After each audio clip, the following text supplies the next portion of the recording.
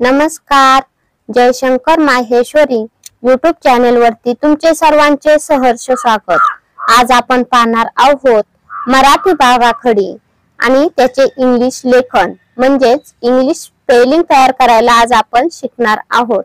तुम्ही जर चॅनल वरती नवीन असाल तर प्लीज चॅनलला लाईक आणि सबस्क्राईब अवश्य करा.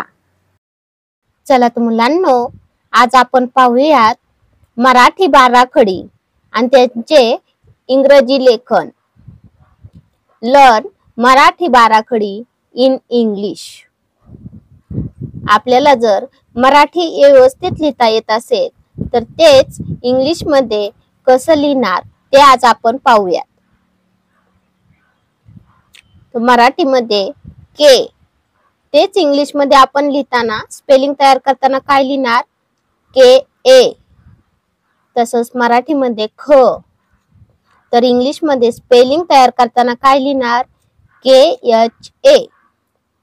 ग इंग्लिश मध्ये काय लिहिणार आपण? जी ए. घ तेच इंग्लिश मध्ये काय लिहिणार आपण? G H A. हे वाग्मय.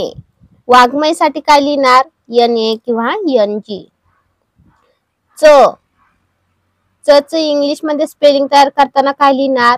C H A. जर तुम्हाला मराठी मध्ये काय आणि इंग्लिश मध्ये काय वर्ड यूज करायचा हे जर समजलं तर तुम्ही खूप इझिली इंग्लिशची स्पेलिंग तयार करू शकता. छ सी डबल एच ए. ज जे ए. झ झ साठी आपण जे एच ए किंवा झेड ए असं आपण स्पेलिंग तयार करताना वापरतो. काही ठिकाणी जे एच ए आणि काही ठिकाणी झेड ए. Like zebra. झेब्राची स्पेलिंग तयार करताना आपण जे एच ए वापरतो का? नाही, तर झेड ए वापरतो. तसंच झबला. झबलाची स्पेलिंग तयार करताना आपण झेड नाही यूज करत तर जे एच ए. जसा साऊंड निघेल तसं आपण स्पेलिंग तयार करतो. याला काही ठिकाणी न बोलतात तर काही ठिकाणी त्र बोलतात. एन ए किंवा वाय एन. ट टी ए. ठ टी एच ए. ड डी ए. ढ डी एच ए. न न बाणेचा एन ए. ट आता पहा, ट ट टपाल पेटीच्या साठी सुद्धा आपण काय यूज करतो? T A. तसंच त त तलवारीसाठी सुद्धा टी एच यूज करतो. कन्फ्यूज व्हायचं नाही. थ टी एच ए. तसेच थ थ थवा त्यासाठी काय यूज करतो? तर टी एच ए. तसंच ठ ठ ठ ठसासाठी सुद्धा टी एच ए. दोन्ही ठिकाणी सेम यूज करतो. द डी ए. द द दौत साठी डी ए. तसंच ड ड डमरू साठी सुद्धा डी एच यूज करतो. ध ध धनुष्यासाठी काय यूज करतो? T H A. तसं ढ ढ ढगासाठी सुद्धा डी एच एच यूज करतो. कन्फ्यूज बिलकुल व्हायचं नाही. या दोन्ही अक्षरासाठी आपण डी एच एच यूज करतो. न न न नळ आणि न न बाण या दोन्हीसाठी सुद्धा आपण काय यूज करतो? तर एन एच यूज करतो. प प साठी काय यूज करतो? तर पी ए. फ फ साठी काय यूज करतो आपण? पी एच ए किंवा एफ ए. सपोज आता आपल्याला फार्मासिस्टची स्पेलिंग लिहायची तर आपण एफ ए ने नाही सुरू करत तर काय सुरू करतो? पी एच ए ने सुरू करतो. तसंच आपल्या शेतीला काय म्हणतात? फार्म. तर त्याची स्पेलिंग आपण पी एच ने नाही सुरू करत. फार्म कशाने सुरुवात करतो? तर एफ ए. ब ब ब बदक साठी काय यूज करतो आपण? बी ए. तेच भटजी साठी काय यूज करतो? BHA. म साठी काय यूज करतो? MA. य साठी काय यूज करतो? YA. आर साठी काय यूज करतो? तर RA.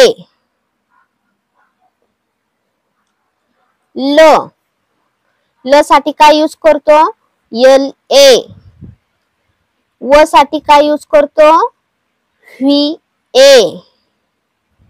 श साठी काय यूज करतो? SHA. षटकोन साठी काय यूज करतो? SHH करतो.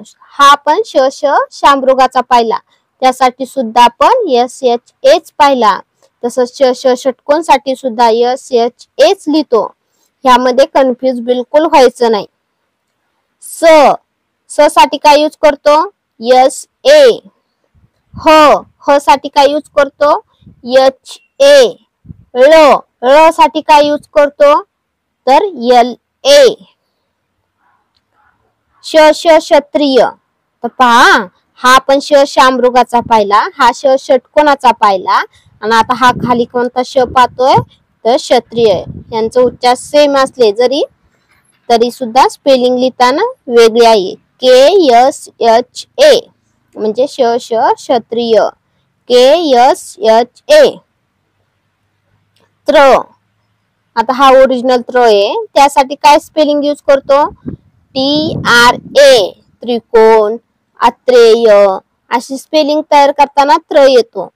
तर त्यामध्ये आपण काय यूज करतो? तर TRA. न्य साठी काय स्पेलिंग तयार करतो? ज्ञानदेवाचा. त्यासाठी काय यूज करतो आपण इंग्लिश वर्ड? तर DNYA. DNYA. न्य. आता आपण काही या बाराखडीवरनं काही सिंपल स्पेलिंग तयार कशी करायची ते मी तुम्हाला आता शिकवते. फॉर एक्झाम्पल आपण पाहूयात. मराठीमध्ये शब्द लिहिलाय आपण कामत. आताच आपण वरती पाहिलं. क साठी काय इंग्लिश वर्ड यूज करतो आपण? तर के. म साठी काय यूज करतो? तर यम. आणि त साठी काय यूज करतो? तर टी. आता पहा, के ए. काना आहे, क ला काना आहे, का. के ए.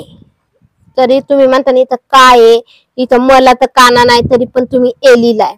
पण मी तुम्हाला आताच सांगते, शब्दशः अर्थ घेऊन व्यवस्थित स्पेलिंग तयार करायला तुम्ही शिकलात तर तुम्हाला कुठेही अडचण येणार नाही.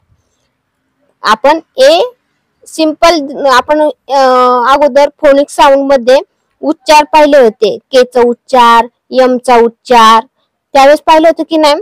तर ए चा उच्चार आपण ए देखील करतो. ए चा उच्चार आपण ए एडक्याचा देखील करतो. काही ठिकाणी ए चा उच्चार आपण आ देखील करतो. तर तसंच स्पेलिंग तयार करताना काय करणार? कामत. आणि शेवटचं अक्षर असतं टी, तर त्याला आपण ए वगैरे जोडत नाही काही सुद्धा, कारण त्याचा उच्चार आपण सायलेंट करतो. म्हणून KAMAT. कामत. सेकंड एक्झाम्पल पाहूयात आपण. कमल. क साठी काय यूज करणार आपण? KA. म साठी काय? MA. आणि ल साठी यल. तिथे आपण ए यूज करणार नाही, कारण शेवटच्या अक्षराचा आपण सायलेंट उच्चार करतो. त्यामुळं स्पेलिंग लिहिताना कमल. KAMAL. थर्ड एक्झाम्पल पाहूयात आपण. घर. घर साठी काय? घरासाठी काय यूज करतो आपण? तर GHA. आणि र साठी काय यूज करतो? तर R. म्हणजे स्पेलिंग तयार काय होणार? GHAR. स्पेलिंग पाठ करून काही होत नाही. आपल्याला त्यासाठी ही मराठी बाराखडी आली पाहिजे. ही मराठी बाराखडी तुम्ही जर पाठांतर केली, कशासाठी कोणता शब्द यूज करायचा ते जर तुम्हाला व्यवस्थित समजलं, तर तुम्ही कोणत्याही अक्षराचं जर तुम्हाला मराठी लिहिता येत असेल तर इझिली तुम्ही त्याची इंग्लिश मध्ये स्पेलिंग तयार करू शकता. नेक्स्ट व्हिडिओ मध्ये आपण क, का, की त्याचे स्पेलिंग पाहूयात. की वेलांटी असेल, मात्रा असेल, तर आपण कसं तयार करणार त्याची स्पेलिंग तर ते पाहूयात. त्यासाठी माझ्या चॅनेलला लाईक आणि सबस्क्राईब अवश्य करा व शेजारील बेल आयकॉन वरती क्लिक करा म्हणजे तुम्हाला माझ्या नवीन व्हिडिओचे नोटिफिकेशन मिळत राहील. Thank you. भेटूयात नवीन व्हिडिओमध्ये.